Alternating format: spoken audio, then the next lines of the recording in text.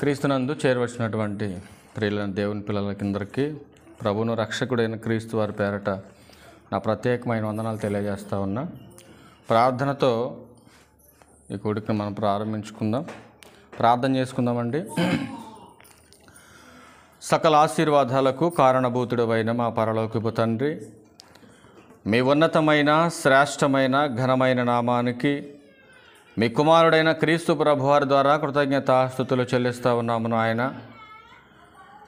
నీ విలువైనటువంటి మాటలు తండ్రి నీ పిల్లలకు చెప్పడానికి సిద్ధపడుతుండగా మీ యొక్క మహాజ్ఞానాన్ని నాకు అందించి మీ సత్యమైన మాటలు సరిగా విభజించి తండ్రి మాట్లాడడానికి మంచి జ్ఞానాన్ని దయచేయండి. నీ పిల్లలు కేవలము వినేవారుగా ఉండి మోసపోకుండా చెబుతున్నటువంటి మాటలో ఉన్న సత్యాన్ని గ్రహించడానికి ప్రతి ఒక్కరికి కూడా సమయోచితమైనటువంటి జ్ఞానాన్ని దయచేయండి.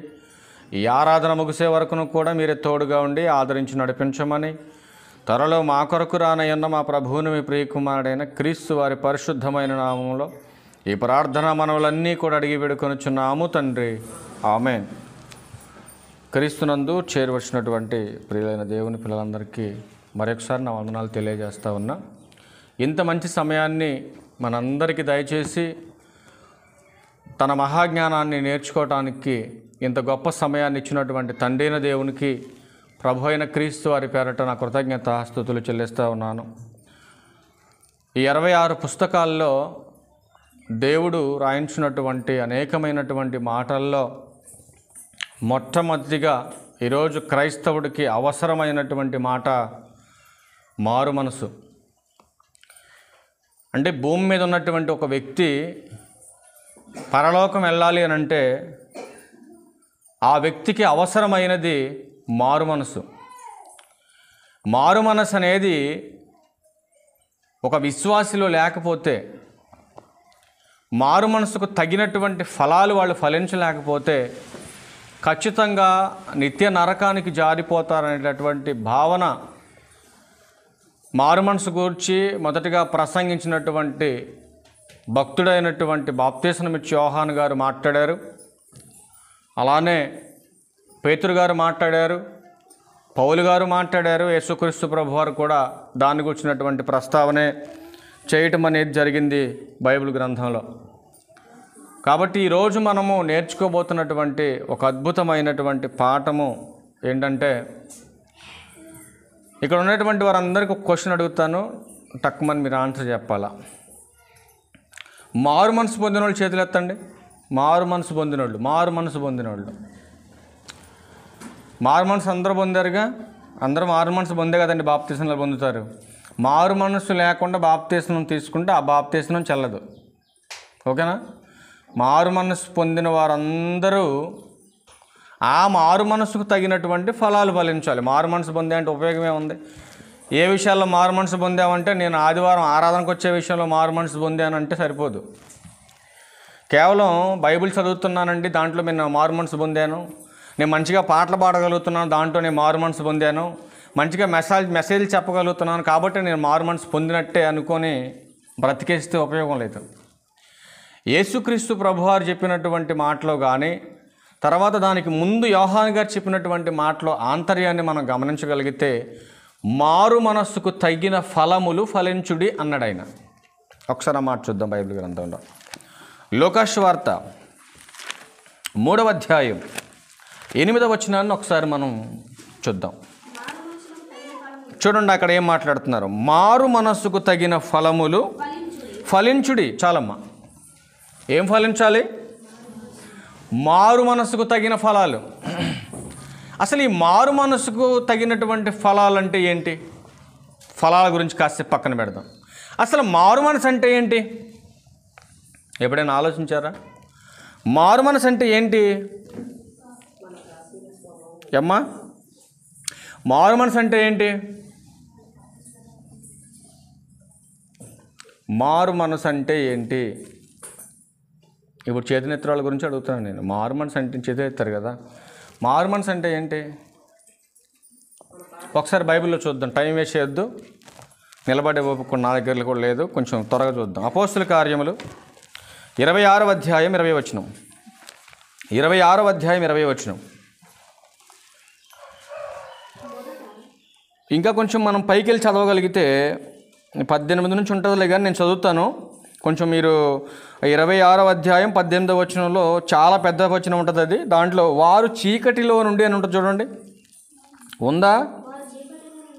ఆ చీకటిలో నుంచి చదువున్నాను. వారు చీకటిలో నుండి వెలుగులోనికి, చూడండి, చీకటి అని మాకు ప్రస్తావించాడు కదా, చీకటిలో నుంచి వెలుగు అన్నాడు అని. సాతాను అధికారములో నుండి దేవుని వైపునకు తిరిగి, మారు మనసు అంటే ఏంటి? సాతాను అధికారంలో నుండి దేవుని అధికారంలోకి తిరగటాన్నే బైబిల్ చెప్తా ఉంది మారు మనసు అన్నట్టు. అంటే చీకట్లో నుంచి వెలుగులోకి మళ్ళటాన్నే మారు మనసు అంటుంది బైబిల్ ఇక్కడ. అంటే మారు మనసు పొందటానికి ముందు మన బ్రతుకేంటంటే చీకటి. ఆ చీకటి ఎవరి ద్వారా ఎవరిలో ఉందనంటే అపవాదిలో ఉంది. కాబట్టి అపవాది సంబంధులుగా, అపవాది అధికారంలో ఉన్నటువంటి వ్యక్తులంతా కూడా ఆ చీకట్లో నుంచి విడుదల పొంది వెలుగనే క్రీస్తులోనికి వచ్చేసారు. అంటే క్రీస్తు అధికారంలోకి వచ్చేసారు వీళ్ళంతా కూడా.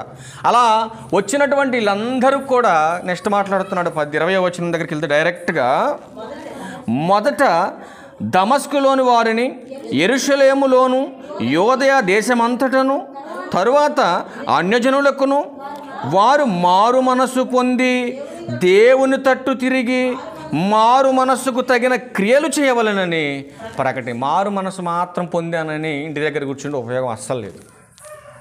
మారు మనసు పొందానని చెప్పేసి నీ ఇష్టానుసారంగా తిరిగితే ఉపయోగం లేదు. అందుకని ఏమంటున్నాడు? దేవుని తట్టు తిరిగిన వారందరూ, మారు మనసు పొందిన వారందరూ ఆ మారు మనసుకు తగినటువంటి ఫలాలు ఫలించాలి. ఇప్పుడు మారు మనసు అంటే ఏంటి చెప్పండి ఒక మాట? దేవుని వైపుకు తిరగటం,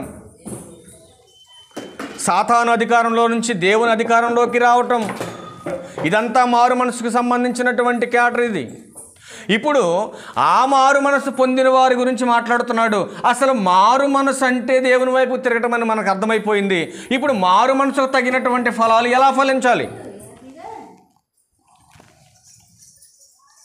ఎప్పుడైనా ఆలోచించారా? మారు మనసుకు తగిన ఫలాలు ఫలించాలంటే ఏం చెయ్యాలో బైబిల్లోకి వెళ్దాం.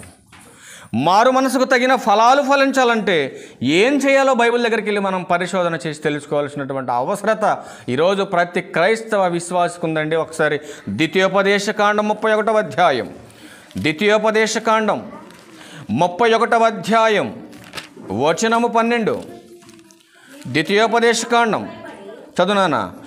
మీ దేవుడైన యెహోవాకు భయపడి, చూడండి, ఈ వాక్యములన్నిటిని అనుసరించి నడుచుకున్నట్లు పురుషులేమి, స్త్రీలేమి, పిల్లలేమి, నీ పురములలోనున్న పరదేశులేమి వాటిని విని నేర్చుకొనుటకై అందరినీ పోగు చేయుడు. ఇక్కడ ఒక సందర్భాన్ని ప్రస్తావన చేస్తున్నాడు దేవుడు. ఏంటంటే అందరూ వాక్యాన్ని వినాలి, అందరూ వాక్యాన్ని విని నేర్చుకోవాలి. ఎందుకు నేర్చుకోమంటున్నాడు వాక్యం? ఎందుకు నేర్చుకోమంటున్నాడు వాక్యాన్ని? మారు మనసుకు తగిన ఫలాలు మీరు ఫలించాలంటే ఆ వేలో వెళ్ళాలి. మీరు అదే మైండ్లో ఉండాలి. దాన్ని కూర్చున్నటువంటి ఆలోచన విధానంతోనే మీరు వాక్యాన్ని చదవాలి. మన టైటిల్ ఏంటి? మారు మనసుకు తగిన ఫలాలు ఫలిస్తున్నారా? అది మన టైటిల్. ఈరోజు మారు మనసు పొంది సంఘానికి వస్తున్న వారందరూ నిజంగా మారు మనసుకు తగినటువంటి ఫలాలు ఫలిస్తున్నారా లేదా? ముగింపులో మీకు చూపిస్తానండి. ఆశ్చర్యం వేస్తుంది ఆ మాట చూస్తే. ఆశ్చర్యం కలుగుతుంది మనకు ఆ మాటలు చూస్తే. ఇప్పటి వరకు నేను మారు మనసు పొందాను అనుకున్నాను, ఇప్పటి వరకు మారు మనసు పొందినటువంటి క్రైస్తవుడుగా పిలువబడ్డాను, ఇప్పటి వరకు ఒక మంచి పరిశుద్ధుని అనుకున్నాను, ఇప్పుడు చనిపోతే నేను పరలోకం వెళ్ళిపోతానని భ్రమలో బతుకుతున్నారు చాలామంది క్రైస్తవులు. కానీ ఇప్పుడు చూపించే విషయాలు మీరు చూస్తే, అయ్యో ఈ సత్యం తెలియకుండా నేను చస్తే పరలోకం పోయేవాడిని కాదు, నరకానికి జారిపోయాడని భయం పడుతుంది ఈ మాటలు వింటే. అందుకే మాట్లాడుతున్నాడు, అందరూ వాక్యాన్ని వినాలి, విన్నటువంటి వారందరూ కూడా ఈ వాక్యాన్ని నేర్చుకోవాలి. ఎందుకయ్యా వాక్యాన్ని వినాలి? ఎందుకయ్యా వాక్యాన్ని నేర్చుకోవాలంటే దేవుడు అంటున్నాడు, ఆ అజ్ఞాన కాలమున నేను చూసి చూడనట్టుగా వదిలేసాను అందరినీ, కానీ ఇప్పుడైతే అంతటను అందరూ, ఏమంటున్నాడు దేవుడు? అంతటను అందరూ మారు మనసు పొందాలి. అంటే అంతటా అందరూ కూడా వాక్యాన్ని వినాలి, విన్నటువంటి వారందరూ మారు మనసు పొందాలి, మారు మనసు పొందిన వారందరూ మారు మనస్సుకు తగిన ఫలాలు ఫలించాలి. అది దేవుని సంకల్పం, అది ఆయన ఉద్దేశం, అది ఆయన ఆలోచన అది. కానీ ఈరోజు ఎంతమంది క్రైస్తవులు మారు మనసు పొందానని ఆలోచనతో ఈ లోకాన్ని వెంబడిస్తున్నారో మీరు ఆలోచన చేయండి. అందుకే ఆయన మాట్లాడుతున్నటువంటి మరొక అద్భుతమైన మాట మీరు గ్రంథంలో చూడగలిగితే మత్తయి సువార్త 3వ అధ్యాయం 7వ వచనంలో అక్కడ ఒక విషయాన్ని ప్రస్తావన చేయడం జరుగుతుంది యోహాను గారు. చూద్దాం ఆ మాట కూడా. మత్తయి సువార్త చూడండి ఏమండి. మత్తయి సువార్త 3వ అధ్యాయం 7వ వచనంలో చదువు తల్లి. అతడు పరిసయ్యులలోను సద్దుకయ్యులలోను అనేకులు బాప్తిస్మము పొందవచ్చుట చూసి, అండర్లైన్ చేసుకోండి అన్నమాట, చాలా అవసరం మనకి ఇప్పుడు. సర్ప సంతానమా, రాబోవు ఉగ్రతను తప్పించుకొనుటకు మీకు బుద్ధి చెప్పిన వాడెవడు అని మాట్లాడుతూ మారు మనస్సుకు తగిన ఫలము ఫలించుడి అన్నాడు. అక్కడ ఏమంటున్నాడు యోహాన్ గారు? అక్కడ యోహాన్ గారు ఏం మాట్లాడుతున్నాడమ్మా? యోహాన్ గారు ఏం మాట్లాడుతున్నాడు అక్కడ? పైన ఏమన్నాడు? సర్ప సంతానమా అన్నాడు. సర్ప సంతానమా, రాబో ఉగ్రతను తప్పించుకొనుటకు మీకు బుద్ధి చెప్పినోడు ఎవడు అసలు అని మాట్లాడుతూ మారు మనస్సుకు తగిన ఫలాలు ఫలించండి. కేవలం బాప్తిస్మం పొందినంత మాత్రాన ఒరిగేది ఏం లేదు ఇక్కడ. మీరు బాప్తిస్మం పొందుతున్నారు, కానీ పొందినటువంటి మీరు దానికి అనుగుణంగా బతకాలి అని యోహాన్ గారు మాట్లాడుతూ ఉంటే, అక్కడ బాప్తిస్మం పొందడానికి వచ్చినటువంటి పరిసయ్యులు సద్దుకయ్యులు ఏం మాట్లాడుతున్నారు ఒకసారి వినండి. అబ్రహాము మాకు తండ్రి అని మీలో మీరు చెప్పుకున్నంత తలంచవద్దు. ఈయన ఈ మాట చెప్తే వాళ్ళు ఏం చెప్తున్నారు? అక్కడ పైన ఏమన్నాడు? సర్ప సంతానమా అని యోహాన్ గారు మాట్లాడితే వీళ్ళు ఏమంటున్నారు? మేము అబ్రహాము సంతానం. మనం కూడా ఏం చెప్పుకుంటున్నాం అప్పుడప్పుడు? మేము క్రీస్తు సంతానం, క్రైస్తవులం మేము. కానీ దేవుడు అంటున్నాడు, క్రైస్తవులం అని చెప్పుకుంటున్నటువంటి సర్ప సంతానం మీరు. సర్ప సంతానం అంటే అపవాది సంబంధులు మీరు. మీ తండ్రి అపవాది యొక్క క్రియలు నెరవేర్చడానికి వాడి స్వభావంతో, వాడి ఆలోచనలతోనే సంఘాల్లో ఉంటున్నారు, సువార్త పనిలో పాలిభాగస్తులుగా ఉంటున్నారు. ఇక్కడ ఇదే సిచ్యువేషన్ ఇక్కడ క్రియేట్ అవుతుంది. కాబట్టి అదే విషయాన్ని యోహాన్ గారు ప్రస్తావన చేస్తున్నాడు. మారు మనస్సు పొందారు, మారు మనస్సు తగిన ఫలాలు ఫలించండి రా బాబు అంటే వాళ్ళు అంటారు మేము అబ్రహాం సంతానం అండి, మేము అబ్రహాం సంతానం మేము. అప్పుడు అంటున్నాడు కింద 10వ వచనంలో, అప్పుడు అంటున్నాడు కింద వచ్చేసరికి 10వ వచనంలో, ఇప్పుడే గొడ్డలి చెట్టు వేరున ఉంచబడి ఉన్నది గనుక మంచి ఫలములు ఫలింపని ప్రతి చెట్టును నరకబడి అగ్నిలో వేయబడుతుంది. చూసారు ఏం మాట్లాడుతున్నాడు? మారు మనసు పొందారు, మారు మనసుకు తగినట్టుగా బ్రతకకపోతే గొడ్డల చెట్టు వేరున ఉందని చెప్తున్నాడు ఆయన. అంటే నరికి పడేస్తానని చెప్తున్నాడు చెట్టుని. ఏమంటే చెట్ల గురించే కదండి, మన గురించి కాదు ఇది. అవునా? చెట్ల గురించేనా, మన గురించేనా? బబ్బలేగా అర్థమైందిగా మీకు. ఇప్పుడు చెట్ల గురించి మాట్లాడుతున్నాడు యోహాన్ గారు, మన గురించి అని మీరంటారంటే ఉపమాన భావం చెప్తున్నాడు. ఉపమానంలో ఏముంది? ఉపమానంలో ఏముందమ్మా? ఉపదేశం ఉంది. ఏ చెట్టు అయితే మంచి, అంటే అర్థం కావాలి ఈ సమాజానికి, ఏ చెట్టు అయితే మంచి ఫలాలు ఫలించదో ఆ చెట్టుని ఎలా అయితే మీరు నరికేసి బయట పారేస్తారో అదే రీతిగా ఏ చెట్టు అయితే మంచి ఫలాలు ఫలించట్లేదో ఆ చెట్టు నరికి వేయబడుతుంది, ఈ భూమి మీద లేకుండా తీసి పారవేయబడుతుందని యోహాను గారు ఖచ్చితంగా మాట్లాడుతుంటే, అసలు యేసుక్రీస్తు ప్రభువారు ఇదే సిచ్యువేషన్ ఆయన ఏం మాట్లాడుతున్నాడు? యోహాను సువార్త దగ్గరికి వెళ్ళండి, ఇంకా 2 మాటలు చూసి క్లోజ్ చేద్దాం. యోహాను సువార్త 8వ అధ్యాయం 37వ వచనం చూడండి. యోహాను సువార్త 8వ అధ్యాయం 37వ వచనంలో, మీరు అబ్రహాము సంతానమని నాకు తెలియను. ఎవరంటున్నారు ఈ మాట? యేసుక్రీస్తు ప్రభువారు అంటున్నారు, మీరు అబ్రహాము సంతానమని నాకు కూడా తెలుసు, అయినను మీలో నా వాక్యమునకు చోటు లేదు కనుక నన్ను చంప వెతుకుచున్నారు అని ప్రభు అంటున్నాడు. ఇప్పుడు ఈరోజు మనం దీనికి అప్లై చేసుకుంటే, ఈరోజు మనం క్రైస్తవులమని బాగానే చెప్పుకుంటున్నాం, అవునా కాదా? ఈరోజు మనం క్రైస్తవం బాగానే చెప్పుకుంటున్నాం, కానీ దేవుని వాక్యానికి మనలో చోటు ఉందా అని అడుగుతున్నాడు దేవుడు. అబ్రహాము సంతానం అని పిలువబడుతున్నటువంటి ఆనాడు శాస్త్రులు, పరిసయ్యులు, సద్దుకాయలు వాళ్ళందరిలో కూడా ఏం లేదమ్మా, వాక్యానికి చోట్లేదు వాళ్ళ దగ్గర. పేరుకు మాత్రం మేము మారు మనసు పొందామని చెప్తున్నారు. అదే యేసుక్రీస్తు ప్రభువారు అంటున్నాడు నెక్స్ట్ 39వ వచనంలో, అందుకు వారు ఆయనతో మా తండ్రి అబ్రహాము అనిరి. యేసు మీరు అబ్రహాము పిల్లలైతే అబ్రహాము చేసిన క్రియల చేతులు కదా. అంతే కదండి. మరి నిజంగా మీరు క్రైస్తవులు అయితే క్రీస్తు చేసినటువంటి క్రియలు చేయాలిగా, అవునా కదా? నిజంగా మీరు క్రైస్తవులు అయితే క్రీస్తు యొక్క అవలక్షణాలు మీలో ఉండాలి. కానీ క్రీస్తుకున్నటువంటి లక్షణాలు మీలో లేకపోతే మరి మీరు ఎవరండి? ఒకసారి ఆలోచన చేసుకోండి. మీరు ఇక్కడ అబ్రహాం గారి దగ్గరికి వచ్చేసరికి ఇక్కడ ఉన్న సందర్భాన్ని బట్టి మాట్లాడుతున్నాడు. వాళ్ళు ఏమంటున్నారు? మీ అబ్రహాము సంతానం అయ్యా అంటున్నారు వాళ్ళు. అప్పుడు ప్రభు అంటున్నాడు, మీరు అబ్రహాము సంతానం అయితే నా మాట వింటారు కదా. మరి మీరు నా మాట వింటారు మీరు, కానీ మీరు నా మాట వినట్లేదు కదా అని మాట్లాడుతూ అసలు వీళ్ళ గురించి ప్రభువారు మాట్లాడిన మరొక అద్భుతమైన మాట చూస్తే 8:44లో చాలా అద్భుతమైన మాట మాట్లాడుతున్నాడు. మీరు మీ తండ్రి అపవాది సంబంధులు. చూసారండి, వాళ్ళే మీ అబ్రహాం సంబంధులు మనం వాళ్ళు మాట్లాడుతుంటే ప్రభు అంటున్నాడు మీరు అపవాది సంబంధులని ప్రభు అంటున్నాడు. ఏమన్నా సింక్ అవుతుంది ఆ మాటకి మాటకు? అవుతుందమ్మా. ఈరోజు మనం కూడా అంతేనండి. పేరుకు మాత్రమే క్రైస్తవులం, కానీ మనం ఎవరి సొత్తులం?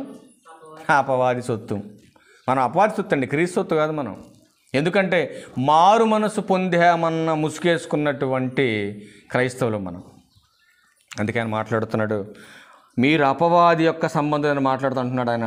మీరు మీ తండ్రి యొక్క అపవాది సంబంధులు, మీ తండ్రి దురాశలు నెరవేరగోరుచున్నారు. ఆది నుండి వాడు నరహంతకుడై సత్యమందు నిలిచినవాడు కాడు, వాని యందు సత్యమే లేదు. వాడు అబద్ధమాడినప్పుడు తన స్వభావం అనుసరించే మాట్లాడును. వాడు అబద్ధికుడును అబద్ధమునకు జనకుడై ఉన్నాడు. వాడు సంతానవరా బాబు మీరంతా అన్నట్టు. నిజంగా మారు మనసు పొందినోళ్ళు ఎట్లాంటి లక్షణాలు ఉంటాయా? మీరు ఆలోచించండి. మారు మనసు పొందిన వాళ్ళు ఎట్లాంటి లక్షణాలు ఉంటాయండి? ఉండవు. మరి ఎలాంటి లక్షణాలు ఉండాలి మారు మనసు పొందిన వాళ్ళు? చెప్పండి. ఇప్పుడు మారు మనసు తగిన ఫలాలు ఫలించమన్నాడు. మారు మనసుకు తగినటువంటి ఫలాలు అంటే ఏంటి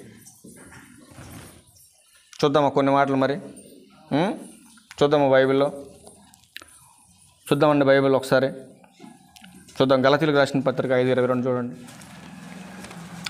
డైరెక్ట్ మీకు ముగింపు తీసుకెళ్ళిపోతున్నాయి. ఇక గలతీయులకు రాసిన పత్రిక 5:22 చూడండి ఏమంటున్నట్టు. ఏ ఫలం ఇది? ఆత్మఫలం. ఈ ఫలం దేన్ని సూచిస్తుంది? ఆత్మఫలం దేన్ని సూచిస్తుంది? మారు మనస్సుకు తగినటువంటి ఫలాలకు సూచిస్తుంది.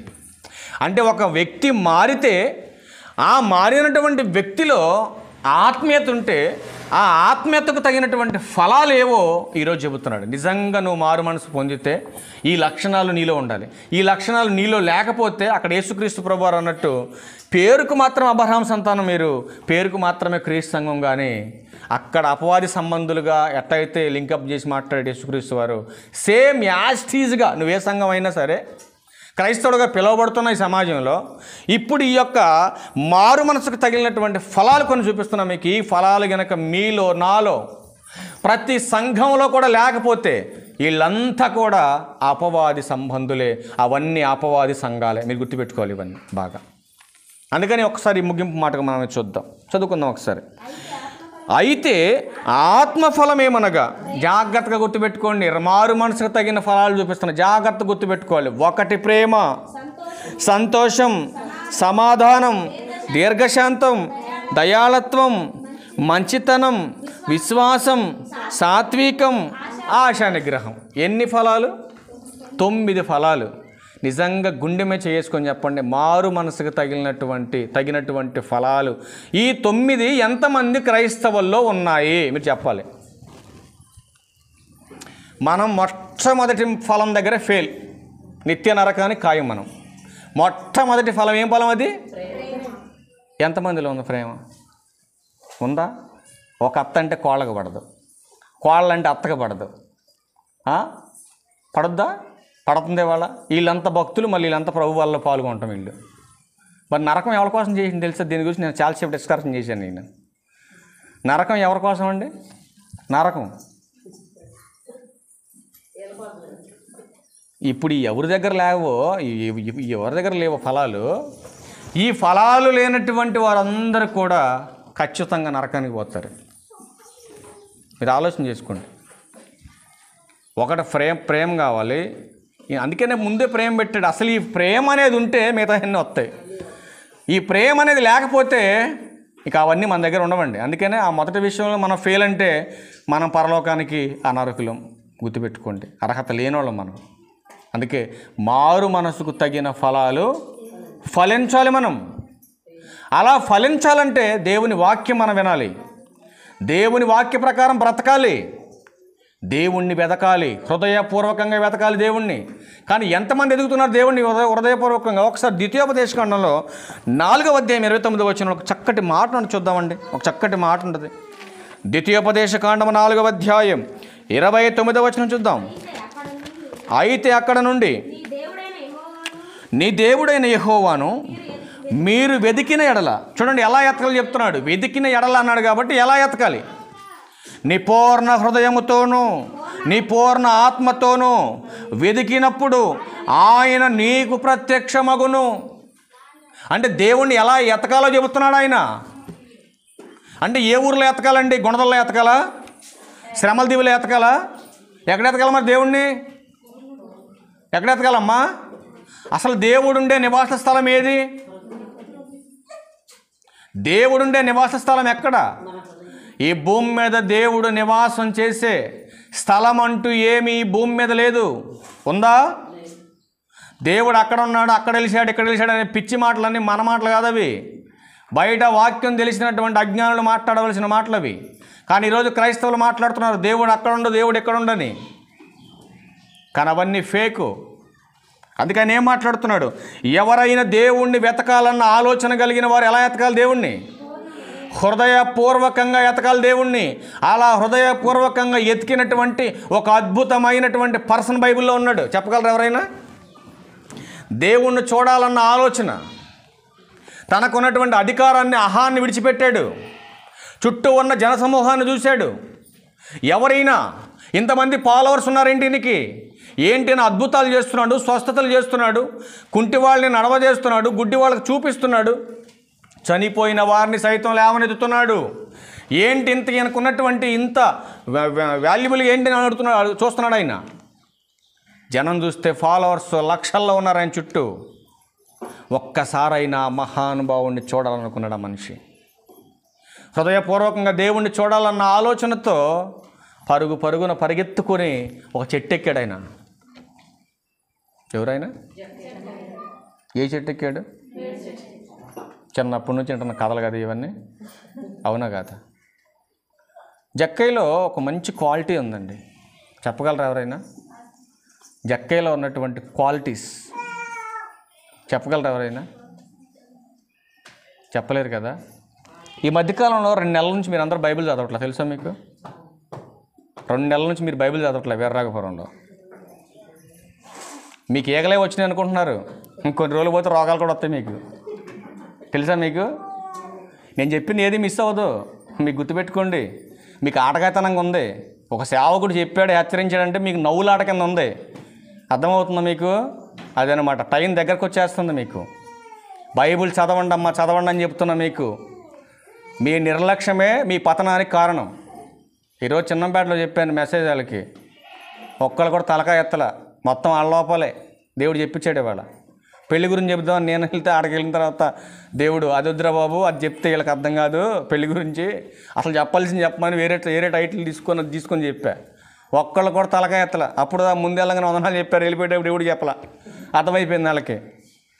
అట్లా ఉంటుంది వాక్యం. నేను ఎప్పుడు జోలపాడదు వాక్యం, ఎప్పుడు నేను కత్తి తీసుకొని పొడిచినట్టు చెప్పుద్దు వాక్యం. అదే వాక్యానికి ఉన్న కెపాసిటీ. హృదయాలు నొచ్చుకోవాలి. వాక్యం చెప్తుంటే ఈరోజు నీ హృదయం నొచ్చుకుందంటే నా మీద ఎవడో సాడి చెప్పింది కాబట్టి అయ్యగారు ఎత్తిపొడిచిన అనే రోగం నీకు ఉండకూడదు. ఈరోజు ఈ మెసేజ్ చెబుతున్నారు అని అంటే ఖచ్చితంగా నన్ను సరిచేయడానికి దేవుడు మాట్లాడిస్తున్నాడు అన్న భావం నీలో పుట్టాల. నా కోసం చెప్పాడు దేవుడి మాట అన్న ఆలోచన నీకు రావాలా. మీరు బైబిల్ చదవట్లేదంటే మీ మొఖాలు చూసారు ఎలా ఉన్నాయో? నెల రోజుల నుంచి మొక్కకు నీళ్ళు పోయిపోతే మొక్క ఎలా ఉంటుంది అలా ఉన్నారు మీరంతా. యాక్టివ్నెస్ లేదు మీలో. రైలీ బైబిల్ చదివి ప్రార్థన చేసేవాడు మొక్క వెలుగుతూ ఉంటుంది, కానీ మీరు ఆరిపోయిన దీపాల్లో ఉన్నారు మీరంతా. అది కరెక్ట్ కాదు. మీరు ఆలోచన చేసుకోండి. సమస్య వచ్చిన తర్వాత మీకే అర్థమైపోద్ది ఎందుకు వచ్చిన సమస్యలు. అందుకే దేవుడు అంటున్నాడు, ఎలా ఎతకాలి దేవుణ్ణి ఎలా ఎతకాలి? హృదయపూర్వకంగా ఎతకాలి. అలా ఎతికినటువంటి గొప్ప పర్సనే మేడు చెట్టెక్కినటువంటి జక్కయ్య. అసలు ఆయన లక్షణాలు చూస్తే బలి ఉంటుంది, చాలా ఆనందంగా ఉంటుందండి. చూద్దాం ఒకసారి, చూడండి ఒకసారి. లూకా సువార్త 19వ అధ్యాయం చూద్దాం ఒకసారి. లూకా సువార్త 19వ అధ్యాయం, లూకా సువార్త 19వ అధ్యాయం ప్రారంభ వచనాల నుంచి చూద్దాం కొన్ని మాటలు. ఒక్కరు చదవండి, మొత్తం వినండి. ఆయన సంచరించుచు యెరికో పట్టణములో ప్రవేశించెను. ఆయన అనగెవరు? యేసుక్రీస్తు ప్రభువారు. ఆ పరిసర ప్రాంతాలన్నింటిలో తిరుగుతూ ఉన్నాడు ఆయన. ఆ తిరుగుతూ జక్కయ్య ఉండే ప్రాంతానికి వచ్చాడు. అలా వచ్చిన సందర్భం గురించి మాట్లాడుతున్నాడు. ఆ దాని గుండా పోవుచుండెను, ఇదిగో సుంకపు గుత్తదారుడును ధనవంతుడునైన జక్కయ్యను పేరు గల ఒకడు అన్నాడు. జక్కయ్యకు ఉన్నటువంటి క్వాలిఫికేషన్ చెప్తున్నాడు. జక్కయ్య ఎవరు? సుంకపు గుత్తదారుడు. సుంకపు గుత్తదారుడు అంటే పన్ను వసూలు చేసేవాడు. 10 రూపాయలకి 30 రూపాయలు వసూలు చేసేటటువంటి కెపాసిటీ ఉంది ఆయన దగ్గర. అట్లాంటి ఆయన మనలాగా పేదవుడా, సామాన్యుడా? ఎవరైనా డబ్బు ఉన్నటువంటి ఒక కోటీశ్వరుడు. ఆయన డబ్బు ఉన్నటువంటి ఒక కోటీశ్వరుడు జక్కయ్య. ఆ జక్కయ్య ఏం చేశాడు మనం చదువుకుంటే కిందకి వెళ్తే చూడండి. ఆయన యేసు ఎవరో అని చూసారా? యేసు ఎవరో అని చూడగోరెను కానీ పొట్టివాడైనందున జనులు గుంపు కూడి ఉండటం వలన చూడలేకపోయాను. అంటే ఎంత విస్తారంగా జనం ఆయన చుట్టూ ఉన్నారో మీరు ఆలోచన చేయాలి. ఈ సందర్భాన్ని బట్టి జనం విస్తారంగా ఉండటం వలన, ఈ మనిషి పొట్టివాడు అవటం వల్ల యేసుక్రీస్తు వారు ఎవరో అన్నటువంటి ఆలోచన తపన ఆయనలో ఉంది కాబట్టి చూడలేకపోతున్నాడు. యేసుక్రీస్తు వారిని చూడాలన్న ఆశ ఆయనలో ఉంది, కానీ పొట్టివాడు అవటం వల్ల, ఈ జనసమూహం ఎక్కువ ఉండటం వల్ల ఆయన చూడలేకపోతున్నాడు. ఇప్పుడు ఆయనలో ఉన్న ఇంపార్టెంట్ పాయింట్ చెప్పండి. ఆయనలో ఉన్న ఇంపార్టెంట్ పాయింట్ ఏంటి చెప్పండి? ఏది ఏమైనా యేసుక్రీస్తుని చూడాలి. యేసుక్రీస్తు వారిని చూడాలి ఆయన తపన. 4వ వచనం, అప్పుడు యేసు ఆ త్రోవను రానై ఉండెను గనుక అతడు ముందుగా పరిగెత్తి ఆయనను చూచుటకు ఒక మేడి చెట్టు ఎక్కెను. ఆ చుట్టూ ఉన్న అడుగుంటాడు మహానుభావుడు, ఏమయ్యా ఇక్కడ మీటింగ్ అయిన తర్వాత ప్రభు ఎటు వెళ్తాడు?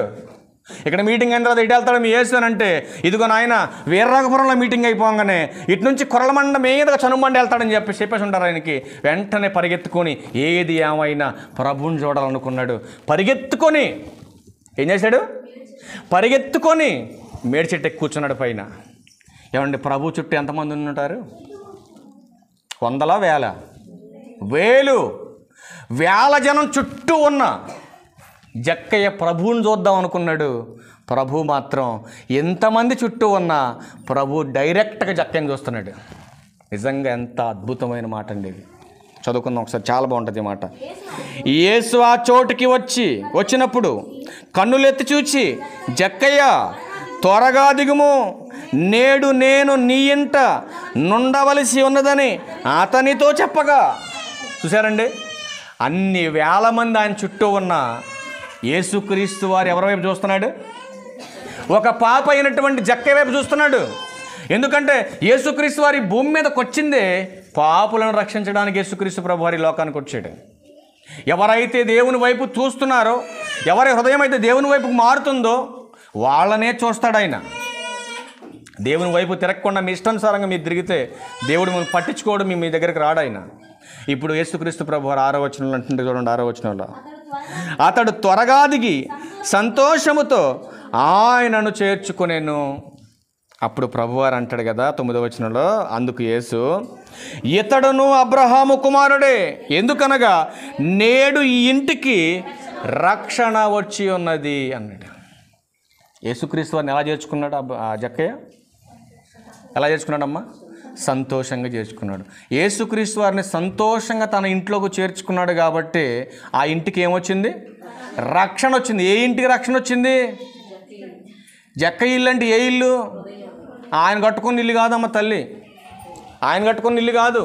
జక్కయ్య నేడు నీ ఇంటికి రక్షణ వచ్చిందంటే ఏ ఇంటికి రక్షణ వచ్చింది? ఈ లోక సంబంధమైనటువంటి గుడారంలోకి ఆయన ఆహ్వానించాడు, బాగానే ఉంది.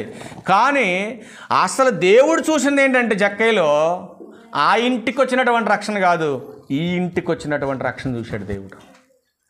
ఈ లోపల ఆలోచన కలిగింది, ఇదిగో యేసుని చూడాలి, ఆ యేసుని చూడాలన్న ఆలోచన ఎప్పుడైతే ఆయనలోకి వచ్చేసిందో వెంటనే యేసుక్రీస్తు ప్రభువారు అల్ల చెట్టు మీద ఉన్నటువంటి వ్యక్తిని చూశాడు. చూసి, జక్కయ్య త్వరగా దిగిరా, త్వరగా దిగిరా, నేడు నేను నీతో ఉండవలసి ఉన్నది రా అన్నాడు పరిగెత్తుకొని. ఆత్రంగా గబా గబా గబా కిందకి దిగి వచ్చి సంతోషంతో ఆయన చేర్చుకున్నాడండి. ఆయన చేర్చుకున్నటువంటి పరిస్థితిని ఒకసారి మనం ఆలోచించగలిగితే యేసుక్రీస్తు వారు అందరి హృదయాలు ఎరిగినవాడా, కొందరు హృదయాలు ఎరిగినోడా? ఒకసారి ఆ మాట చూడండి, యోహాను సువార్త 2వ అధ్యాయం 24 వచనం చూడండి. అంతమంది చుట్టూ ఉండగా జక్కయ్యను ఎందుకు చూశాడు ఆయన? ఒకసారి చూద్దాం ఆ మాట కూడా. 24 యోహాను సువార్త 2:24. అయితే యేసు అందరినీ ఎరిగినవాడు. చూసారండి, యేసుక్రీస్తుకి ఏం తెలుసయ్యా? సామాన్యమైన వ్యక్తి, అందరిలా పుట్టినోడు, అందరిలా చనిపోయినోడు అని ఈరోజు చాలామంది వాక్యం తెలిగినటువంటి వ్యక్తులు మాట్లాడుతున్నారు. కానీ యేసుక్రీస్తు వారికి అందరినీ ఎరిగేటటువంటి స్వభావం ఆయనలో ఉంది. కాబట్టి కదండి చెట్టు మీద జక్కని చూశాడు ఆయన, అవునా కాదా? చుట్టూ అన్ని వేల మంది ఉంటే వాళ్ళందరినీ పక్కన పెట్టి యేసు వైపుకు తిరిగినటువంటి వ్యక్తిని చెట్టు దగ్గరికి వెళ్ళి చూసి పిలిచాడంటే యేసు జక్కయ్య హృదయాన్ని ఎరిగాడా లేదా మీరు చెప్పాలా? ఎరిగాడు. ఇప్పుడు జక్కయ్య హృదయం ఎలా ఉంది దేవుని దృష్టిలో? మారు మనసు పొంది మారు మనసుకు తగిన ఫలాలు ఫలించటానికి సిద్ధంగా ఉన్నాడు జక్కయ్య, అవునా కాదా? మారు మనసు పొంది మారు మనసుకు తగిన ఫలాలు ఫలించడానికి జక్కయ్య హృదయం సంతోషంగా ఆనందంగా ఉంది. ఈరోజు సంఘానికి కూడా చెబుతున్నాడు, సంఘమా ఎల్లప్పుడూ ప్రభువునందు సంతోషంగా ఉండాలి. ప్రభువులో ఉన్నటువంటి ఆయన, ప్రభువును చేర్చుకున్నటువంటి జక్కయ్య సంతోషపడ్డాడే, ప్రభువులోకి వచ్చిన మనం కూడా ఎలా ఉండాలి? సంతోషంగా ఉండాలి. మనం సంతోషంగా ఉండాలంటే ప్రభువుని మన హృదయంలోకి ఆహ్వానించాలి. ఎలా ఆహ్వానించాలి? తలుపు ఎంత తట్టినా తలుపు దగ్గర నుంచోబెట్టి మాట్లాడాలా? ఆయన అంటున్నాడు కదా, ఇదిగో నేను మీ తలుపు తట్టుచున్నాను, ఎవడైతే నా స్వరం విని తలుపు తీస్తాడో వాడింట్లోకి నేను వస్తా అంటున్నాడు ఆయన. ఏ తలుపు? హృదయం అనే తలుపు. చూద్దాం ఒకసారి ఆ మాట. ప్రకటన గ్రంథం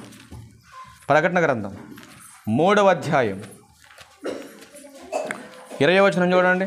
ప్రకటన గ్రంథం 3వ అధ్యాయం 20వ వచనం చూడండి, ఏమంటున్నాడు ఆయన? ఇదిగో నేను తలుపు నొద్ద నిలుచుండి తట్టుచున్నాను, ఎవడైనను నా స్వరము విని తలుపు తీసిన యెడల నేను అతని యొద్దకు వచ్చి అతనితో నేనును నాతో కూడా అతడును భోజనము చేయును. ఇప్పుడు ఎలా తట్టుచున్నాడు దేవుడు? దేని ద్వారా తట్టుచున్నాడు నీ హృదయాన్ని? వాక్యము ద్వారా నీ హృదయాన్ని తట్టుచున్నాడు ఆయన. ఇప్పుడు వాక్యం ద్వారా తట్టుచున్నప్పుడు నువ్వు తలుపు తీయాలా వద్దా? తలుపు తీయాలంటే హృదయం ఎలా ఉండాలి? నీ ఇల్లు ఎలా ఉండాలి? ఇప్పుడు చుట్టాలు మన ఇంటికి వస్తున్నారు, ఇల్లు ఎలా ఉండాలి? శుభ్రంగా ఉండాలి. అంటే ఎక్కడదక్కడ బారేసి ఉన్నామనుకో, వస్తారా చుట్టాలు? మనకి వస్తారు, వచ్చిన తర్వాత చెప్తారు, ఏమమ్మా నువ్వు అన్నం తింటున్నావా లేకపోతే ఇంకేమైనా తింటున్నావా, ఏంటి ఆ ఇల్లు ఏంటి అలా ఒకమైంది అంటారు, అవునా కాదా? పెడతారా లేదా? కానీ ప్రభు మాత్రం మీ చుట్టాలకు లోపలికి వచ్చేసి శుభ్రం చేత తర్వాత అనడైనా, నువ్వు శుద్ధి చేసుకున్నాక ఆయన స్వరం విని నువ్వు డోర్ ఓపెన్ చేస్తే అప్పుడు వస్తాడు లోపలికి. వచ్చేసి ఏమంటున్నాడు ఆయన? నీతో కూడా కలిసి ఆయన ఏం చేస్తాడంట? భోజనం చేస్తాడంట. మరి ప్రభు మన హృదయంలోకి రావాలంటే మన హృదయం ఎలా ఉండాలి? ఎలా ఉండాలమ్మ మన హృదయం? హృదయ శుద్ధి గలవారు. ఎందుకు ధన్యులు? ప్రభు లోపలికి వస్తాడు కాబట్టి. హృదయ శుద్ధి గలవారు ధన్యులని ప్రభు చెప్పాడు. ఎందుకు ధన్యులు అంటే ప్రభు సాక్షాత్ మన హృదయంలోకి వచ్చేస్తే మరి మనం ధన్యులం కాక దరిద్రులు మీరు చెప్పండి? ధన్యులమే కదా. అందుకే మరొక మాట చెబుతుండే, మరొక మాట చూద్దాం. మరొక మాట లూకాసు వార్త 3వ అధ్యాయం 8-9 వచనాలు చదువుకొని క్లోజ్ చేద్దాం ఈ మాటలు. లూకాసు వార్త 3వ అధ్యాయం 9-8-9 చదువు తల్లి. చూడండి, మారు మనసుకు తగిన ఫలములు ఫలించుడి, అబ్రహాము మాకు తండ్రిని మీరు మొదలుపెట్టుకొనవద్దు. దేవుడు ఈ రాళ్ల వలన అబ్రహామునకు పిల్లలను పుట్టింపగలడని మీతో చెప్పుచున్నాను మాట్లాడుతూ 9 అంటాడు, ఇప్పుడే గొడ్డలి చెట్ల వేరున ఉంచబడి ఉన్నది గనుక మంచి ఫలములు ఫలింపని ప్రతి చెట్టు కూడా నరకబడి అగ్నిలో వేయబడుతుంది. ఇప్పుడు చెప్పండి, మారు మనసుకు తగినటువంటి ఫలాలు ఫలించకపోతే మనం వెళ్ళేది పరలోకమా లేకపోతే నరకానికా? ఎక్కడికి వెళ్తాం మనం?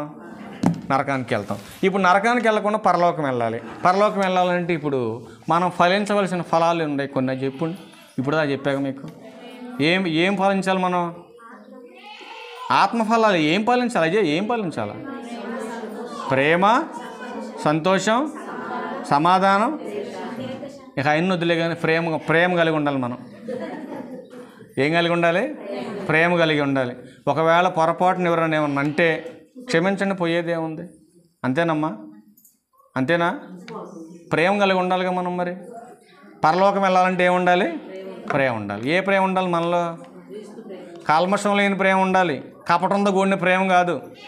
ఇక్కడ పైకి మాత్రం క్షమించండి బాబు, ఒకళ్ళు క్షమించుకోండి, వాళ్ళకి వందనాలు చెప్పుకోండి అంటే అయ్యగారు దోత్తరని చెప్పేసి వీళ్ళు వందనాలు చెప్పుకుంటారు. అవతల పోయాక దీన్ని చేయబట్టుకున్నాను నేను అంటుంది. అవునా కాదా? అట్లా ఉండకూడదు. దేవుడు హృదయాన్ని చూస్తాడు. ఆకారాన్నిగా చూసే దేవుడు హృదయాన్ని చూస్తాడు లోపల. ఆ హృదయం దేవుని ఎదుట సరి అయింది కాకపోతే నరకానికి పోతావు. ఆలోచన చేసుకోండి. మారు మనస్సుకు తగిన ఫలాలు ఫలించలేకపోతే అట్లాంటి వారందరికీ నరకము నిత్యం. అగ్నిగుండం చెప్పుచాలని, అగ్నిగుండం ఏమైంది?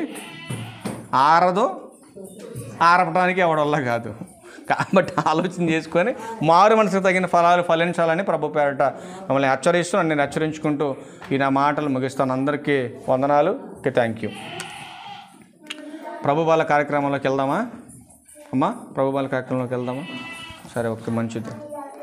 కొరింథీయులకు రాసిన మొదటి పత్రిక